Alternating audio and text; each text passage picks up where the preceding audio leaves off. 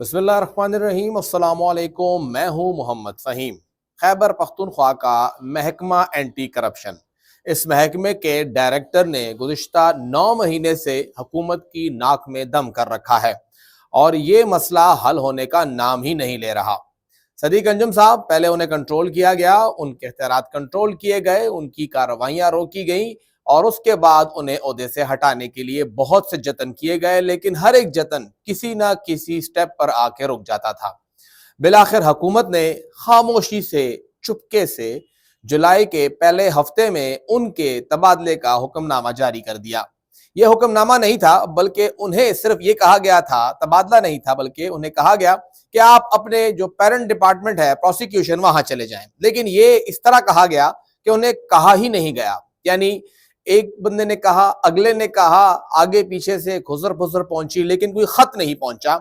और फिर उसके बाद वो अदालत गए, अदालत में केस चला, अदालत के दरख्वास्त जो थी वो पूरी ना हो सकी, मुस्तरद हुई और फिर बिल आखिर जुलाई के आखिरी हफ्ते में एक अनजान शख्स, वो जो एक तबादले का हुक्मनामा था, वो लाके दफ्तर में छोड़ गया। फिर उन्होंने खत लिखा कि ये कौन लाया, कैसे लाया, लेकिन बहरहाल वो मामला फिर आगे तय हुआ और सदीक अंजुम साहब ने बिल आखिर ओहदे का चार्ज छोड़ दिया। खैबर पख्तूनख्वा हुकूमत ने उसके बाद 31 जुलाई को जो एडमिनिस्ट्रेटर औकाफ हैं मोहसिन हबीब साहब, उनका तबादला करते हुए उन्हें डायरेक्टर एंटी करप्शन लगा दिया। जो मुश्किल फेज था वो इस वक्त मुकम्मल हो गया है। सदीक अंजुम साहब जा चुके हैं, जो कि एक मुश्किल काम था, क्योंकि बहुत ज्यादा एतराज आ रहा था। उनसे बहुत से लोग नाराज थे, बहुत से लोग, और फिर इसके लिए जरूरी था कि उन्हें हटाया जाए। उनकी जगह पे जो मोहसिन हबीब साहब आए हैं, बताया जाता है कि उससे पहले जो वंगश साहब हैं, जो कि डीपीओ मर्दान है, उनका तबादला किया गया था, उन्हें लगाया गया था। लेकिन उन्हें जो टास्क दिया गया था, जो बताया गया था, उन्होंने वाज़ेह तौर पे कहा कि ये काम नहीं हो सकेगा भाई, मैं ये नहीं कर सकता, और फिर वो साइड पे हो गए। फिर मामला यहां पर आया और अब बताया जा रहा है कि वो टास्क जो उन्हें असाइन होना था, उन्होंने मना किया, अब मोहसिन हबीब साहब करेंगे, और इसीलिए तकरीबन 10 दिन मुकम्मल होने को हैं, उन्होंने चार्ज नहीं लिया। औकाफ के लोग वो इस बात के ऊपर, वहां पर ही मसला चल रहा है। मोहसिन हबीब साहब का जो मिनिस्टर औकाफ हैं, औकाफ का अमला है, औकाफ के सेक्रेटरी हैं, उनमें से किसी के साथ उनकी नहीं बनती, क्योंकि औकाफ में जो पेशावर के अंदर मुख्तलिफ अरबों रुपए मालियत की अराजी हैं, उनके लीज एग्रीमेंट्स हैं, उनको पीपीपी मोड पे देना है, या मुख्तलिफ जगहों पे जो दुकानें हैं उनके किराए हैं, मस्जिद माबद खान का मामला है, बहुत से मामलात हैं, एम्प्लॉयज हैं, उनको रखना है, लीगल एडवाइजर की बात हो गई, MIS का बंदा रखना है, उसकी बात हो गई। फिर जो टेंडर्स होते हैं, बल्कि टेंडर नहीं होते हैं, ठेके अलॉट होते हैं थोड़े बहुत चंद लाख रुपए के, उसके ऊपर बड़ा मामला चल रहा था।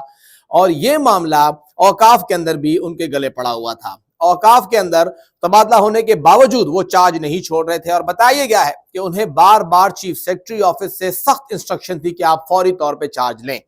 पहली बात, जो जराए दावा करते हैं, उन्होंने कहा कि जी मैं ये चार्ज नहीं ले सकता, मुझे आप कहीं और लगा दें। तो सख्ती से कहा गया कि क्यों चार्ज नहीं ले सकते। फिर उन्होंने कहा कि जी मेरे जो घर में कुछ फैमिली मेंबर्स हैं, उनकी तबीयत खराब है, तो उन्हें फिर कहा गया आप चार्ज लीजिए। और तीसरी बार फिर उन्होंने कहा कि मेरी अपनी तबीयत खराब है, तो कहा गया आप चार्ज लीजिए, बाकी बातें फिर बाद में होंगी। और अब बताया गया है कि तकरीबन 11-12 रोज के बाद वो जाके चार्ज लेने वाले हैं। उन्हें जो टास्क दिया गया है, जो बताया गया है, वो इंतहाई मुश्किल है। जो कुछ सदीक अंजुम साहब ने पिछले 2-2.5 सालों में किया है, अब उसको भी रिवर्स करना है। और फिर बहुत से मामलात ऐसे हैं कि वो नए भी खोलने हैं। कुछ ताकतवर शख्सियात जो पाकिस्तान तहरीक इंसाफ के अंदर हैं, और मौजूदा हुकूमत, उनसे थोड़ा सा उन्हें प्रॉब्लम्स आ रही हैं, मसले आ रही हैं।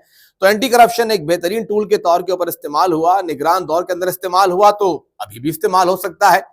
और अगर पासा पलटता है तो जिनके खिलाफ इस्तेमाल हो रहा है, कल को फिर वो आ जाएंगे, तो फिर क्या होगा? ये बहुत सी कशमकश है।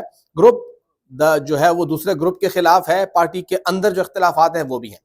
फिर बहुत से जो इनके अपने जोड़ीदार हैं, PMS कैडर के अफसरान हैं, उनके खिलाफ कई मुकदमात हैं, चाहे वो ड्राइविंग लाइसेंस का मामला हो, चाहे वो फूड का मामला हो, बहुत से मामलात हैं, PMS अफसरान हैं।